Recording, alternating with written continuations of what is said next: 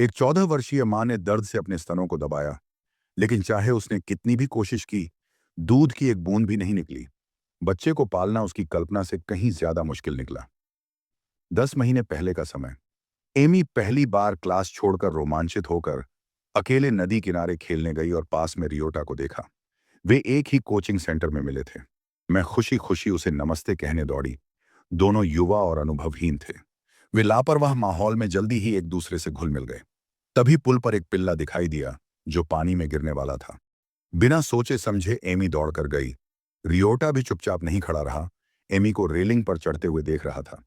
वह चिंता किए बिना नहीं रह सका। निश्चित रूप से मैंने खुद को खतरे में पाया। रियोटा ने उसका हाथ पकड़ने के लिए खुद को आगे फेंका, लेकिन दोनों पानी में गिर गए। सौभाग्य से नदी गहरी नहीं थी और न ही कोई घायल हुआ। वे खुशी खुशी पानी में छपछपाते रहे। गर्म शाम के सूरज ने उनके चेहरों को नहलाया, उनके बीच की भावनाओं को गहरा किया। जैसे ही शाम हुई, घर जाने के बजाय वे एक साथ तस्वीरें लेने और खेल खेलने गए। लेकिन उनकी युवा उपस्थिति ने जल्दी ही कुछ स्थानीय गुंडों का ध्यान आकर्षित किया। गुंडों की जबरन वसूली का सामना करते हुए रियोटा ने एमी को पकड़ा और जल्दी से भाग गया। गुंडे पीछे से लगातार पीछा कर रहे थे। आखिरकार उन्हें पकड़ लिया गया और बेरहमी से पीटा गया। सौभाग्य से वयस्कों का एक समूह गुजर रहा था जिसने गुंडों को डरा दिया। दोनों ने मौका पाकर पहाड़ की चोटी पर एक छोटी सी झोपड़ी में भाग गए। अपने सामने उदास लड़के को देखकर उसने चांदनी में धीरे से उसके घावों को पोंछा। उनके बीच का माहौल धीरे धीरे अंतरंग हो गया। हालांकि प्यार के बारे में उनकी समझ अभी भी अस्पष्ट थी, उन्होंने साहसी विचार करना शुरू कर दिया। देर रात एमी घर लौटी और अपनी मां के चिंतित सवालों का सामना किया। उसने ट्यूशन के लिए देर तक रुकने के बारे में झूठ बोला।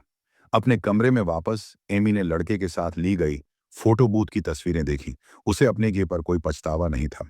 इसके बजाय उसके चेहरे पर एक आनंदमय मुस्कान फैल गई। समय उड़ गया और 2 महीने बीत गए।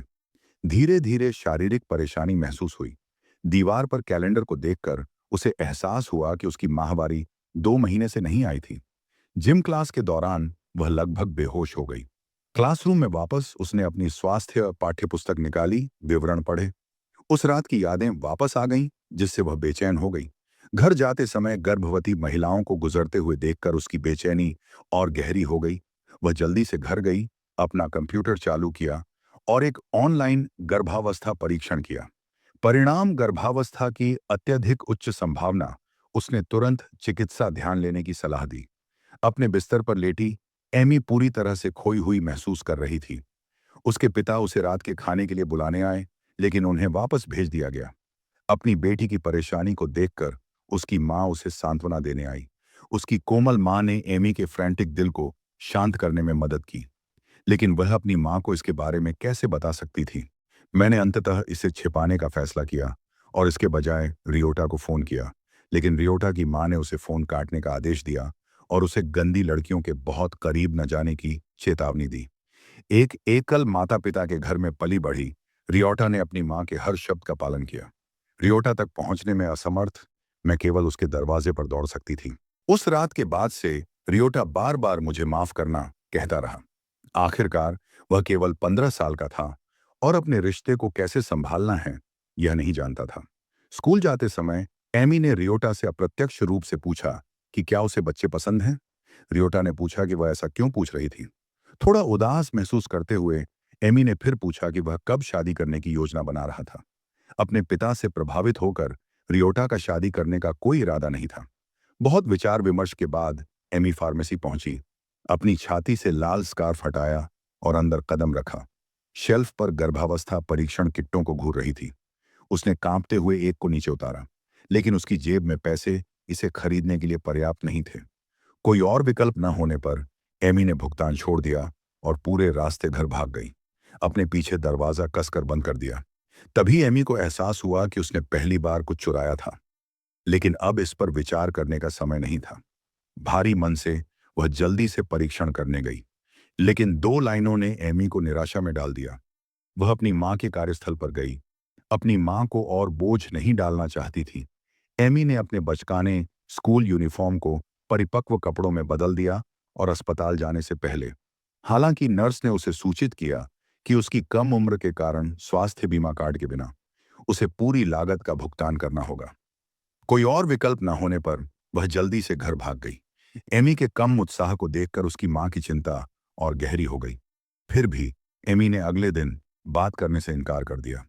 जब एमी स्कूल के लिए बाहर थी, उसकी मां ने उसके कमरे की सफाई करते समय गर्भावस्था परीक्षण किट की खोज की।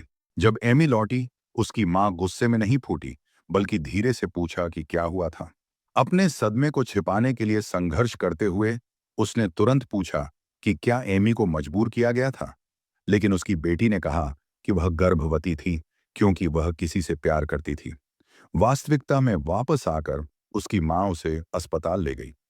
ये वही अस्पताल था जहां एमी खुद पैदा हुई थी। डॉक्टर और एमी की मां लंबे समय से दोस्त थे। उन्होंने कहा, कृपया मेरी जांच करें। मुझे लगता है कि मैं गर्भवती हूं। अपनी मां की शर्मिंदगी से बचने के लिए डॉक्टर ने कोई असामान्य अभिव्यक्ति नहीं दिखाई। परीक्षा के बाद उसने पहली बार अपने बच्चे को देखा। डॉक्टर ने फिर उसे गर्भपात प्रक्रियाओं के बारे में समझाया। वह अब 9 सप्ताह की गर्भवती थी और समाप्ति के लिए इष्टतम समय 12 सप्ताह से पहले था। अचानक पूछा कि क्या वह इस बच्चे को जन्म दे सकती है। घर जाते समय रीको ने अपनी बेटी को पहली बार मारा, फिर भी जल्दी से उसे कोमलता से गले लगा लिया। घर वापस रीको ने अपने पति के साथ खबर साझा की। उसने इसे एक मजाक के रूप में खारिज कर दिया। हालांकि उसकी अभिव्यक्ति तेजी से बेचैन हो गई। केवल जब रीको ने अस्पताल का प्रमाण पत्र प्रस्तुत किया तो उसकी शांति टूट गई। उसने अपनी बेटी से लड़के को तुरंत बुलाने की मांग की। वह गैर जिम्मेदार जानवर अपने पैर तोड़ने का हकदार है। फिर भी रियाटा का बचाव करती रही। ये जोर देकर कहती रही कि वे वास्तव में एक दूसरे से प्यार करते थे। नाबालिग होने के कारण एमी अपने पिता की पीड़ा को समझ नहीं पाई, लेकिन उसके शब्द उसके दिमाग में घूमते रहे।